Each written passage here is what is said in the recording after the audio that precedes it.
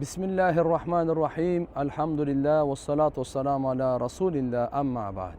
Assalamu alaikum ve rahmatullahi ve barakatuh. Урматтуу мекендештер, кадырлуу мусулман бир туугандар, баарыңыздарга жараткан Алла Тааланын тынчтыгы, саламы, мээрими, ырайымы жана берекеси болсун. Бүгүн сиздер менен мен азыр жакшы бир маалыматты, бир нурлуу руханиятты, бир касиеттүү, бир кереметти бөлүшкөндү каалап атам. Мынакей Мекке шаары. Жараткан Алла Субханаху ва Таала бул шаарды жер асман жаралганда аман кылган экен. Амандык берип, ал амандыкты орноткон экен. Жана бунун кыямат күнгө чейин амандыгы уланат экен. Ва хадал баладил амин. Ушу Мекке шаарына Алла Таала бул аман шаары деп ант ичкен да. Бул жерде адамдарга дагы, жаныбарларга дагы амандык. Экинчиден, бул жердеги амандык кыямат күндөгү амандыгы. Оман дахалаху кана амина. Ким ушул жерге келсе, ушу территорияга кирсе, кыямат күнү Алланын азабынан аманда болот деген. Андыктан Меккенин экинчи аты бул Уммул Кура дейт. Уммул Кура дегени деген эне, Кура бардык айыл, кыштак шаарларды айтат.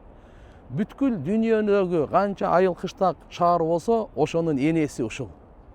Мекке эненин ролунда. Бирөөнү өгөйлөбөйт, баарын өзүнө тартат. Баарына мээримин чачкан, баарына боорукерлик кылган мынакей негизги жер ушу Мекке.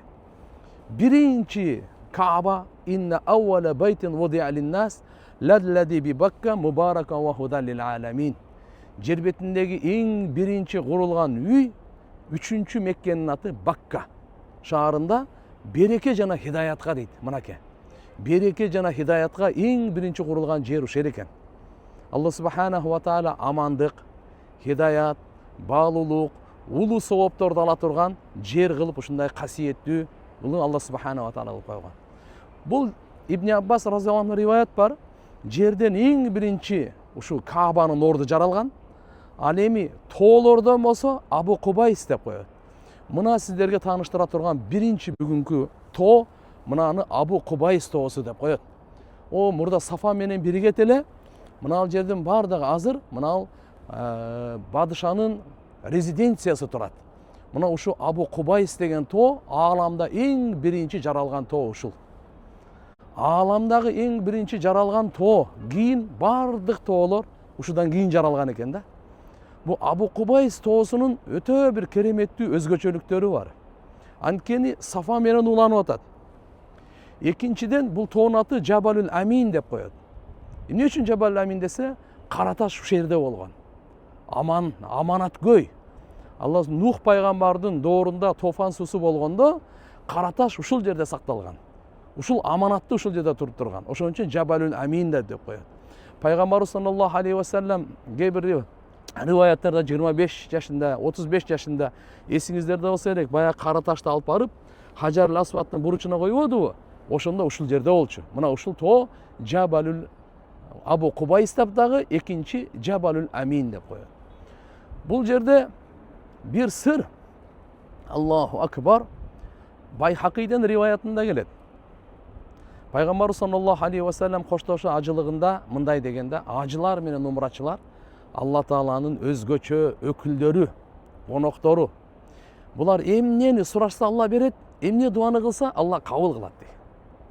Жана канча сартташса ажылыкка жана умрага, аны Алла Таалам ордун толуктатат дагы, 1 дирхамга 1 миллион дирхам кылып көбөйтүрүп берет деген. 1 дирхам. Кээ бир риваяттарда келет, ошол 1 дирхам Пайгамбар саллаллаху алейхи ва саллям ант ичип айтып атат. Менин жаным анын колунда болгон затка ант, мына Абу Кубайс тоосунан дагы салмактуу дейт. Ошонун 1 дирхамы Абу Кубайс тоосунан аябай чоң тоо бул. Бул жерде эсиңиздерде болсо керек, Абдулла ибн Зубайр разияллаху анхума ушу Меккеде турганда Хаджаж ибн Юсуфтун доорунда мына ушу Каабаны катапулт менен атканда, ушу тоонун үстүндө туруп алып аткан. Бир риваяттарда келет, ушул Абу Кубайс тоосунун алдында Пайгамбар саллаллаху алейхи ва саллям айды экиге бөлгөн да. Бая угуп жүрөсүздөр, жерде алар Мекке мушриктери сураган Пайгамбар саллаллаху алейхи ва салламдан, ай, сен егерде чыныгы пайгамбар болсоң, айды бизге 2 бөлүп көрсөтчү деген. Пайгамбарыбыз айткан, иман келтиресиңерби? Иман келтиребиз. Пайгамбарыбыз жерде туруп дуа кылганда Алла Таала айды 2 бөлүп туруп көрсөтүп койгон да. Ошол Абу Кубайс тоо мына тоонун алдында болгон. Экинчи да бир тоо бар, буну айтып кетишибиз керек. Наркысы жактагы мынакей Марва менен мурда азыр кеңейтип коюшту булар. Куайкаан деген тоо. Буну Ахбашан деп коет, ошо экөөнү Пайгамбарыбыз саллаллаху алейхи ва салламга аябай Мекке мушриктери ыза жеткиргенде Жабраил периште менен тоону башкарган тоо периште келген. Я Расулалла, эгерде кааласаңыз, мынакей Алла мага буйрук берди, сизге баш ийгенге жиберди. Мына ушу 2 тоону жармаштырып коюп, ичинде бир түрү жан калбайт, мына ошо сизге зыян бергендер дегенде пайгамбарыбыз жок деген да. Ошол 2 тоонун биринин аты мынакей Абу Кубайс, экинчиси болсо Куайкаан деген тоо мына ушул. Бул ушундай кереметтүү. Эми пайгамбарыбыз мерде 40 жыл жашады. Жүрөгүндө кичинекейин деле ширкти, бутпарастыкты, арамкорлукту ушулардын бардыгын жек көрөт эле. Тажап кеткенинен мына нур тоосуна чыгып кетет эле. Мына жерде турган тоо, мына нур тоосу ушул. Кереметтүү. Алла Тааланын ушундай берген сүрлүү өзүнүн касиетин, нурун чачыратып турган тоо, ошо нур тоо. Үстүндө болсо Хира деген үңкүр. Пайгамбарыбыз ушу Каабадан ошол жака чыгып кетет эле. Дагы Каабаны карап ибадат кылат эле. Зикир кылат эле, дуа кылат эле, этикафта болот эле. Ибрахим пайгамбардын дининде намаз окуйт эле. Пайгамбарыбыз саллаллаху алейхи ва саллям ошол жактан азыгы бүткөндө кайра үйүнө келет эле. Үйү кайерде? Абу Кубайс тоосу менен Сафа Марванын ортосунда болчу. Ушу экөөнүн ортосунда пайгамбарыбыздын үйү. Абу Кубайс тоосу наркы Сафа Марванын ортосу эле. Ошол жерге келип кайра азыгын алып кетчү. Нур тоодо периштелердин мырзасы Жабраил периште, адамзаттын мырзасы Мухаммад алейхиссалам. Экөөнү Кадыр кечесинде, Рамазан айында Алла Таала мынакей сүйлөштүрүп жолуктуруп атат дагы өзүнүн Кур'ани Каримин Жабраил периште аркылуу пайгамбарыбыз саллаллаху алейхи ва салламга берип атат.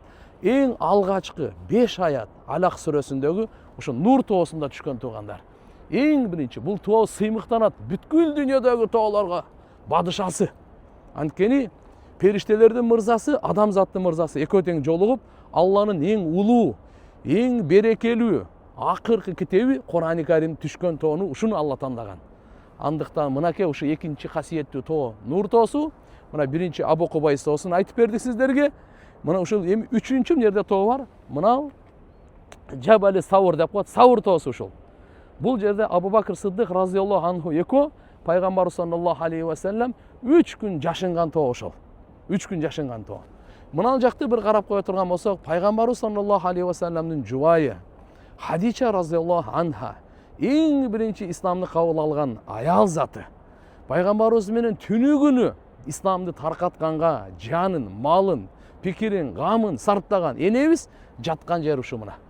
Жаннатул Муаллат деп коет, эң эски көрүстөндөрдүн бири. Абдулла ибн Зубайр ошол жерде, анын апасы Асма разыяллаху анха Зубайр ибн Авамдын жубайы аялы мына ошол жерде Затун Итакайын деп коет, эки белбо ээси деп. Мына ушул жерде мынакей төр жагында дарак турат, ошол жакта Хадича энебиз ошол жерде. Андан кийин дагы карай турган болсок, теге карасаңыздар, мечиттин эки мунарасы көрүнүп турат. Ошо Масжиду Аиша, Танаим деп коет. Умра кыла тургандар ошол жерге чыгат дагы, ихрам байлап, лаббайк айтып кайра киришет. Пайгамбар саллаллаху алейхи ва саллям коштошуу ажылыгында Абдурахманды, бул Айша энебиздин бир тууган иниси болот. Экөөнү кошо ошол жака жиберген да, барып туруп ихрам байлап келгиле деп. Мына ошол Танаим. Харамдын мынал жагындагы территориясы ошол жерге чейин. Жараткан Алла субханаху ва таала баарыбызга товфик берсин. Меккеге келгенге ыймандуу болуп, таквалуу болуп жашаганга, урматтуу агайын мусулман бир туугандар, мына ушундай касиеттүү жерге биздин кыямат күнгө чейин келе турган урпактарыбыз, жалпы элибиз, бүткүл мусулмандарды Алла субханаху ва таала ушул жерге келгенге насип кылсын, буйурсун. Ажылыкка, умрага келип, бирок ушундай касиеттүү тоолор менен таанышып, тарыхый таанышып, жүрөгүбүздү тазалап, ыйманыбызды бир бекемдеп, мына ушундай жерлер экен. Алла субханаху ва тааланын назары түшкөн, райымы жаган. Кааба боюнча пайгамбар саллаллаху алейхи ва саллям айтып атат. Мына ушуга 120 рахмат жайт күнүнө. Ушунун 60-ы таваф кылуучуларга деген. Ал эми намаз окугандарга 40 рахматы, жөн эле карап отургандарга 20 рахмат деп ушинтип айткан. Мына ушундай касиеттүү Каабага жараткан Алла Таала баарыбызга товфик берсин. Ассаламу алейкум ва рахматуллахи ва баракатух.